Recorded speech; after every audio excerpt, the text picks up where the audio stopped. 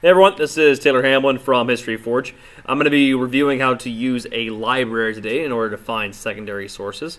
And this is going to be really useful for anybody who wants to incorporate books or like DVD collections or anything into their like big projects or research project you might be doing. If you're my students, you're going to be definitely going over this just to see if you can find some books from our local library. And for anybody who might be watching this, you know, pretty much all libraries look the same as far as their search engines are concerned. And you can see mine right here. I'm hovering over my mouse.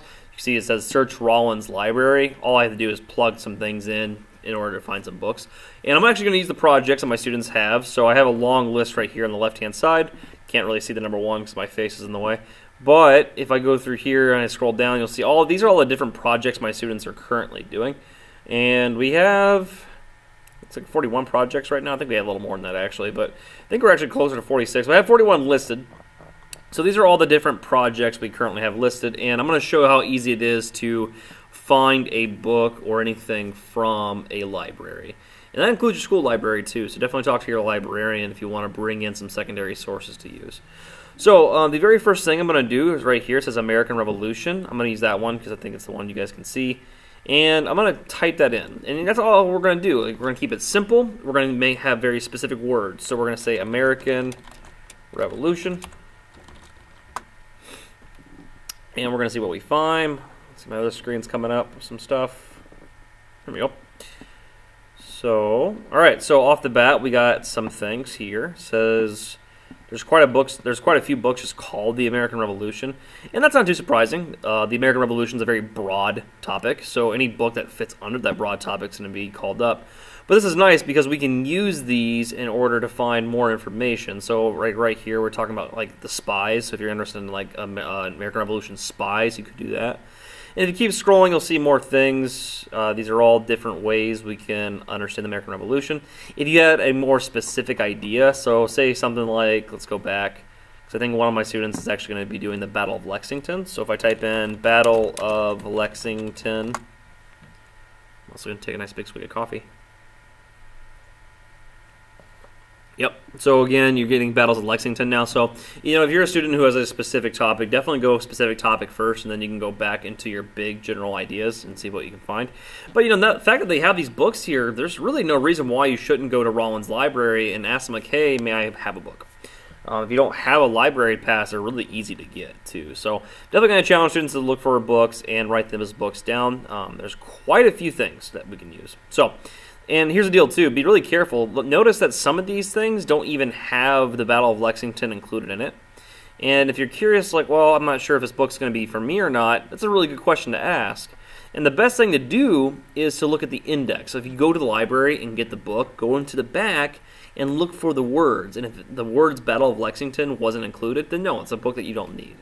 So it looks like there's quite a few books we can definitely use. And so I would highly recommend doing that. Let's see, next we have, let's just do another one. The Newsies, that's one I looked up already. I'll look it up again.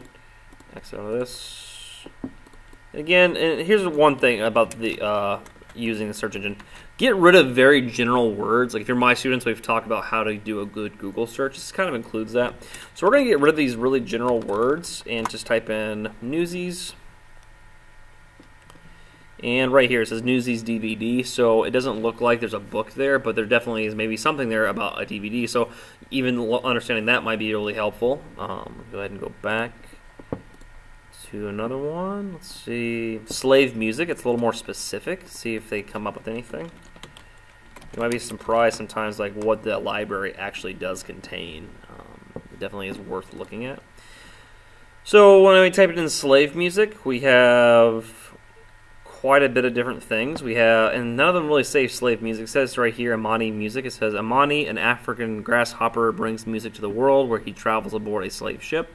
So that sounds like a fictional story. However, that could be something to include into your project. So just because it's not a history does not mean we can't include it. Especially if it's talking about something historical, it might give you more ideas, like names, dates, events, things like that. Right here says The Slave Dancer, a novel. Kidnapped by the crew of an African-bound ship, a 13-year-old boy discovers to his horror that he's on a slaver and his job to play music for the exercise periods of the human cargo. Again, interesting idea. So if we're curious about slavery and music, those two things together should definitely be looked at. And it looks like there's a few more. And this would be the, I think, you need to read these descriptions, write these down, go to the library, and see if you can get some of these books. Even maybe ask your school librarian and see if she could go get the books for you, because a lot of times the libraries will actually transfer the books over, and we can do it that way too.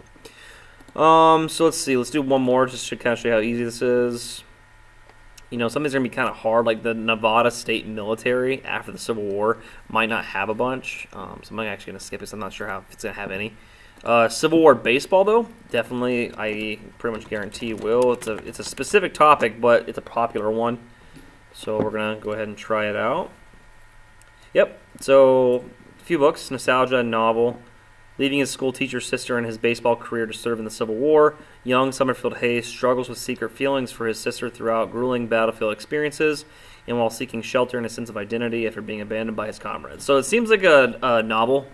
It looks like he's falling in love with his sister. I don't know about that, but yeah, no, but there's definitely some books here that might really be good. It has Abner Doubleplay, the guy who invented baseball, it looks like. Yeah, so again, there's quite a few things here, so we definitely want to check these out, and definitely use this, search. Just type in your general topics, and if you have specific names of people, there's another one, like, if you want to do Civil War leaders, but you know the names of people, like Robert Lee, if you type in Robert Lee, it's a Robert E. Lee, but it's still going to get me probably some results. Yeah, Robert E. Lee, Confederate commander. Who was Robert E. Lee? Like, some of these topics are pretty famous and pretty, pretty focused, and so definitely use this stuff to figure things out. I have no doubt in my mind most of you won't find some books. So check it out. Let me know if you have questions, and yeah, we'll see you later, guys. Bye.